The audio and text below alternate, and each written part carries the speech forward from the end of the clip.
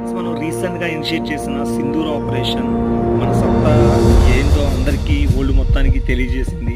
But Pakistan వాళ్ళైతే దాని గురించి అప్పుడే మర్చిపోయి మనం సింధూర్ 2.0 కోసం వెయిట్ చేస్తున్నట్టు నాకు అనిపిస్తుంది. రీసెంట్‌గా పాకిస్తాన్ ఫీల్డ్ మార్షల్ అసీం మునీర్ అయితే యూఎస్ విజిట్ అయ్యి యూఎస్ స్టేజ్ మీద నుంచి మనకి డైరెక్ట్‌గా న్యూక్లియర్ వార్నింగ్స్ అయితే ఇస్తున్నాడు.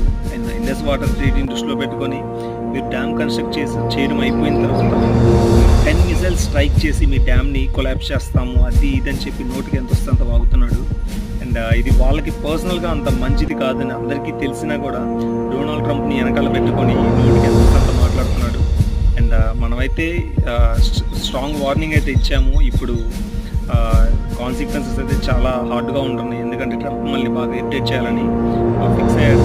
చూద్దాం. అండ్ మీరు దీని గురించి ఏమనుకుంటున్నారో కమెంట్స్‌లో తెలియజేయండి ఫ్రెండ్స్. అండ్ మన వీడియోస్ నచ్చితే లైక్ చేయండి, కంటెంట్ నచ్చితే సబ్స్క్రైబ్ చేసుకొని సపోర్ట్ చేయండి. Thank you very much. జై హింద్.